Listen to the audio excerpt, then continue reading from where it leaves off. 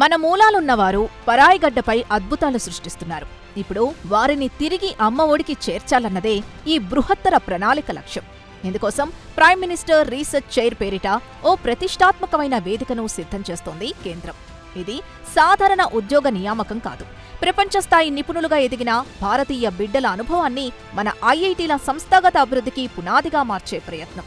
తొలిదశలో 120 మంది overseas citizens of ఇండియన్లను ఎంపిక చేసి వారిని యంగ్ అండ్ సీనియర్ రీసెర్చ్ ఫెలోస్గా, రీసెర్చ్ చైర్స్గా 5 ఏళ్ల పాటు నియమించనున్నారు. అంటే వారి జ్ఞానాన్ని మన వ్యవస్థలోకి ఇంజెక్ట్ చేయబోతున్నారన్నమాట. భవిష్యత్తు యుద్ధాలు సరిహద్దుల్లో కాదు, ప్రయోగశాలల్లో జరుగుతాయి.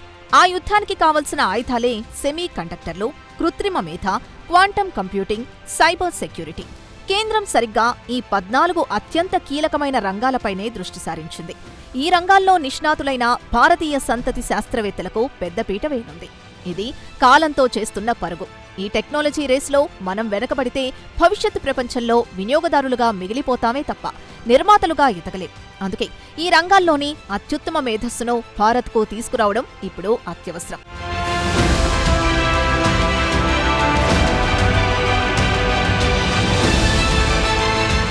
ఇది మనల్ని ఆలోచింపచేయాల్సిన, ఇంకా చెప్పాలంటే సిగ్గుపడాల్సిన గణాంకం. దేశవ్యాప్తంగా 23 ఐఐటీలు మన దేశానికి గర్వకారణమని చెప్పుకునే సంస్థలు.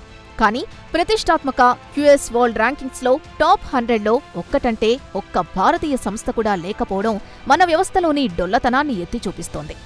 ఐఐటి ఢిల్లీ 123వ స్థానంలో, బాంబే 129వ స్థానంలో నిలిచి ఆ 100 అనే మ్యాజిక్ ఫిగర్ కోసం ఆయాసపడుతున్నాయి. ఈ అంతరాన్ని పూడ్చడానికే ప్రయత్నం. ఉత్తమ ర్యాంకింగ్ కేవలం అంకె కాదు, అది విదేశీ విద్యార్థుల్ని, అంతర్జాతీయ నిధులను ఆకర్షించే అయస్కాంతం. గత 6 ఏళ్లుగా ఒక చర్చ నడుస్తోంది, విదేశీ ఆచార్యుల్ని మన ఐఐటీలకు రప్పించాలని. ఇందుకోసం ఐఐటీలకు పూర్తి స్వేచ్ఛనిచ్చినా ఫలితం మాత్రం శూన్యం. గణాంకాలు చేదు నిజాల్ని చెబుతున్నాయి. ఐఐటి ఢిల్లీలో ఉన్న 816 మంది ఆచార్యులలో కేవలం 3% మాత్రమే విదేశీయులు. ఐఐటి బాంబే ఇది 4%. అంటే మనం ఎర్రతివాచి పరిచిన పరాయి దేశపు నిపుణులు మన వ్యవస్థలో పనిచేయడానికి ఆసక్తి చూపడం లేదు. మన వేతనాలు, మన పని సంస్కృతి వారికి ఆకర్షణీయంగా లేకపోవచ్చు. ఈ వైఫల్యం నుంచే ఇప్పుడు ఈ కొత్త ఆలోచన పుట్టింది.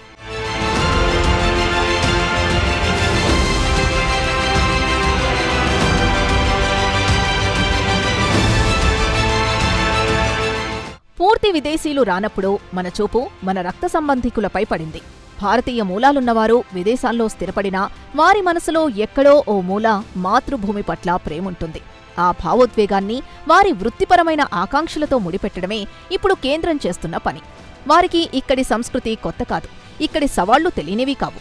కాబట్టి పూర్తిగా కొత్తవారి కంటే మన మూలాలున్నవారే మన వ్యవస్థతో త్వరగా మమేకమై ఇక్కడి పరిశోధనా రంగాన్ని పరుగులు పెట్టించగలరని ప్రభుత్వం ప్రగాఢంగా విశ్వసిస్తోంది. గుర్తుంచుకోండి, ఇది కేవలం ఖాళీలను భర్తీ చేయడం కాదు. ప్రపంచంలోని అత్యుత్తమ విశ్వవిద్యాలయాలు పాటిస్తున్న విధానాలను, అక్కడి రీసెర్చ్ కల్చర్ని నేరుగా మన ఐఐటీల్లోకి దిగుమతి చేసుకోవడం. మన వ్యవస్థలో పేరుకుపోయిన సంస్థాగత జాఢ్యాన్ని వదిలించాలంటే బయట నుంచి ఒక శక్తివంతమైన కుదుపు అవసరం. ఆ కుదుపునే ఈ అంతర్జాతీయ భారతీయ నిపుణులిస్తారని ఆశిద్దాం. వారి రాకతో మన బోధనా పద్ధతుల్లో, పరిశోధనా దృక్పథంలో సమూల మార్పులు రావాలి. ఐఐటీలు అనేవి ఈ బృహత్తర ప్రయోగానికి ఒక ప్రయోగశాల మాత్రమే. ఈ ప్రైమ్ మినిస్టర్ రీసెర్చ్ చైర్ పథకం ఐఐటీల్లో సత్ఫలితాల్నిస్తే ఆ విజయాన్ని దేశవ్యాప్తంగా ఉన్న ఎన్ఐటీలు, ట్రిపుల్-ఐటీలు, ఐసర్ల వంటి ఇతర ప్రతిష్టాత్మక సంస్థలకు విస్తరిస్తారు. అంటే ఉన్నత విద్యలోని ప్రతి అంచెను ప్రపంచ స్థాయికి తీసుకెళ్లాలి అనేది ఒక దీర్ఘకాలిక వ్యూహం. ఇది ఒక గొలుసుకట్టు చర్యలా మారి మొత్తం భారతీయ విద్యా వ్యవస్థ ముఖచిత్రాన్నే మార్చేయగల సత్తా ఉన్న ప్రణాళిక. కేంద్ర ప్రభుత్వం తన ఉద్దేశాన్ని స్పష్టం చేసింది. నియమ నిబంధనల్ని త్వరగా రూపొందించాలని విద్యాశాఖ ఐఐటీలను ఆదేశించింది. ఇక్కడే అసలు సవాలుంది. గతంలో ఎన్నో అద్భుతమైన పథకాలు అమల్లోకొచ్చేసరికి నీరు కారిపోయాయి. ఈసారి అలా జరగకూడదు. ఎంపిక ప్రక్రియ పారదర్శకంగా ఉండాలి. వారికిచ్చే సౌకర్యాలు అంతర్జాతీయంగా ప్రమాణాలకు తగ్గట్టుండాలి. అన్నిటికంటే ముఖ్యంగా వారికి స్వేచ్ఛగా పరిశోధన చేసుకునే వాతావరణం కల్పించాలి. బ్యూరోక్రసీ అడ్డంకులు వారి ఉత్సాహాన్ని చంపేయకూడదు. అయితే ఇక్కడో $1 మిలియన్ ప్రశ్న ఉంది. విదేశాల్లో లక్షల డాలర్ల ప్యాకేజీలు, అత్యాధునిక సౌకర్యాలు అనుభవిస్తున్న వీరిని మన ప్రభుత్వ వేతన నిబంధనలు ఆకర్షించగలవా? యంగ్ రీసెర్చ్ ఫెలోస్కు, రీసెర్చ్ చైర్స్కు ఇచ్చే పారితోషికం అంతర్జాతీయ స్థాయిలో లేకపోతే ఈ అద్భుతమైన పథకం కూడా కాగితాలకే పరిమితమయ్యే ప్రమాదం ఉంది. అందుకే కేంద్రం రూపొందించే ఆ నియమ నిబంధనలు కేవలం పోస్టుల్ని భర్తీ చేసేవిగా కాకుండా వారి ప్రతిభకు తగిన మూల్యం చెల్లించేవిగా ఉండాలి.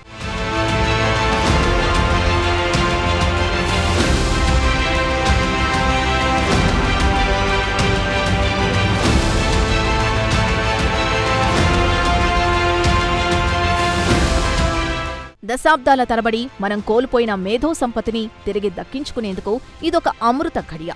విశ్వగురు అనేది కేవలం ఒక నినాదంగా మిగిలిపోకూడదంటే మన విశ్వవిద్యాలయాలు విశ్వవేదికపై పోటీ పడాలి. స్వదేశీ ప్రతిభకు విదేశీ అనుభవం తోడైతే అద్భుతాలు సాధ్యమే. ప్రభుత్వం తన వంతు ప్రయత్నం చేసింది. ఇప్పుడు బంతి ఐఐటీల కోర్టులో ఉంది.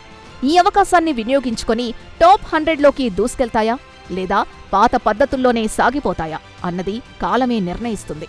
కానీ ఒక్కటి మాత్రం నిజం, భారతీయ పరిశోధనా రంగానికి ఇది ఇప్పుడు కాకపోతే ఇంకెప్పుడు అనే కీలక సమయం.